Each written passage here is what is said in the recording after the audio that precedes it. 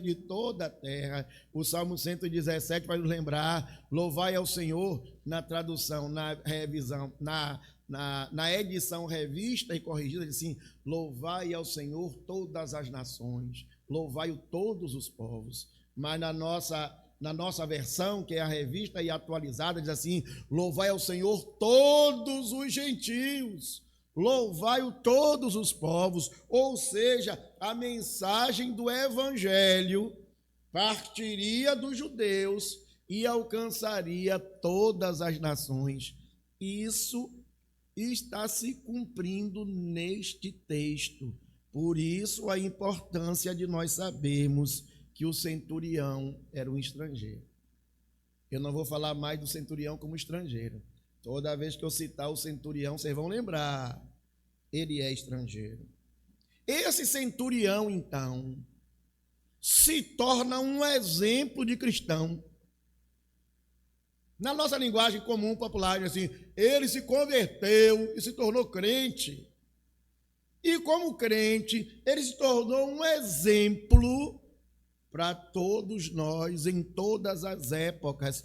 Por isso, sua história ficou registrada nos evangelhos. Como é, então, que o centurião pode ser um exemplo de cristão? Em que, de que forma, qual foi a sua atitude que nós devemos olhar para ele, entender e imitá-lo? A primeira coisa é que ele demonstrou amor ao próximo. Vejam aí, versículos 5 e 6. Vamos ler juntos? Versículos 5 e 6. Tendo Jesus entrado em Cafarnaum, apresentou-se-lhe um centurião implorando: Senhor, o meu criado jaz em casa, de cama, paralítico e sofrendo horrivelmente. A palavra criado aí, irmãos, pode ser substituída por servo e pode ser substituída por escravo. A Bíblia nos conta que este homem amou aquele escravo. Amou no sentido de se importar com ele. É como se tivesse sentindo a sua dor, como se tivesse sentindo a sua necessidade.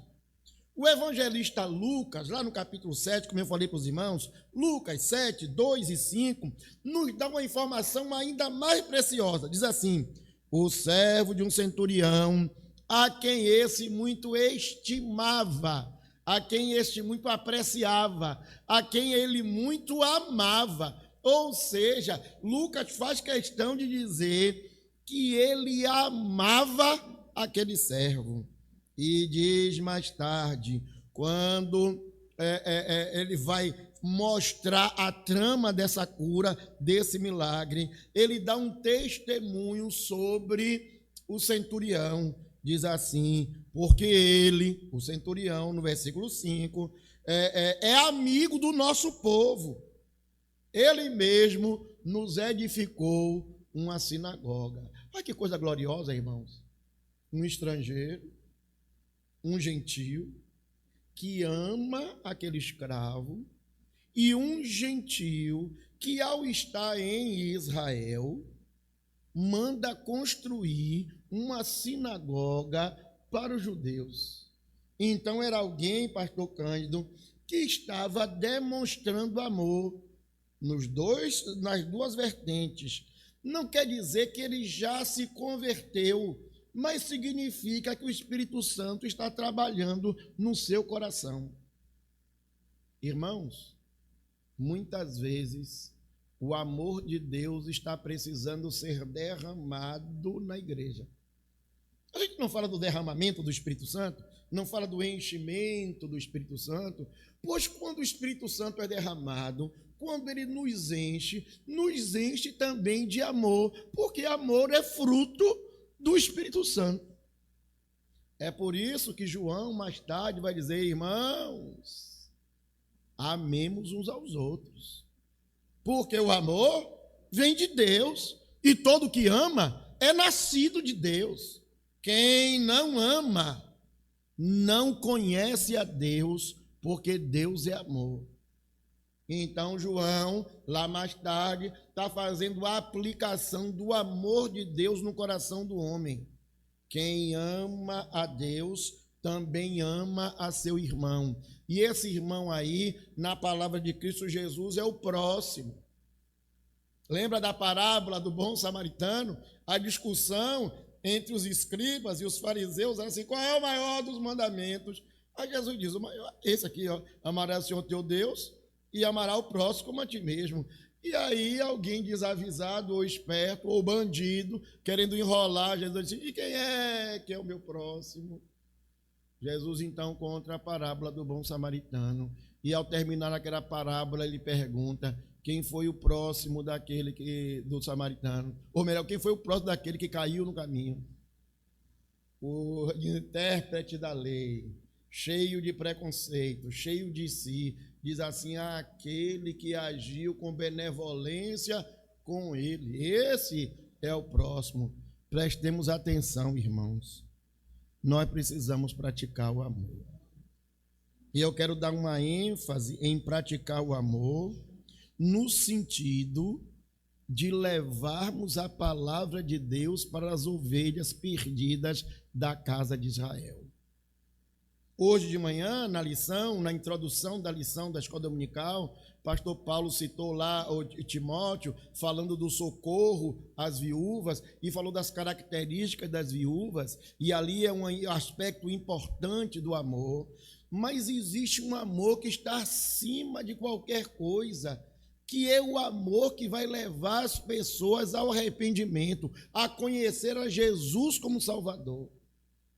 Irmãos, o mundo está caminhando a passos largos para o inferno. As pessoas estão se perdendo. E aí, pastor Paulo nos lembrou de manhã, nós muitas vezes oramos, dobramos os joelhos, oramos pelos nossos filhos, oramos pelos nossos sobrinhos, oramos pelos nossos irmãos, oramos pelos nossos vizinhos, oramos pela boca do rio e pedimos: Jesus, salva a boca do rio.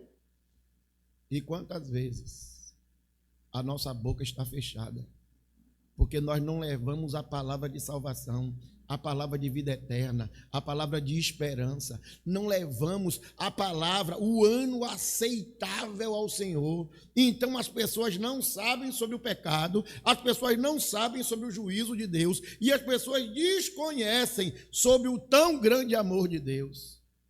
Então eu quero desafiar os irmãos, por exemplo, nessa semana que é chamada de Semana Santa, não se cale, aproveite a oportunidade.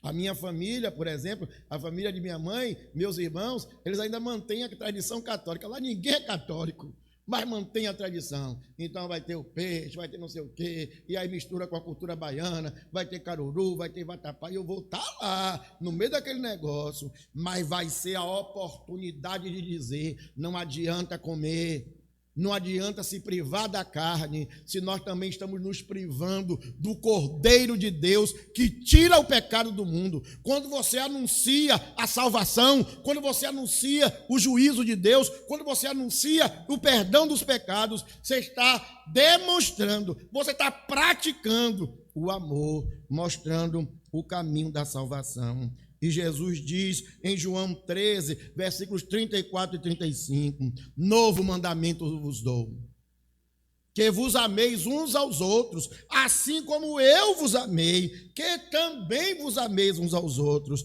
E Jesus conclui essa frase aqui, ou esta ordenança, este mandamento, dizendo: nisso conhecerão que sois meus discípulos.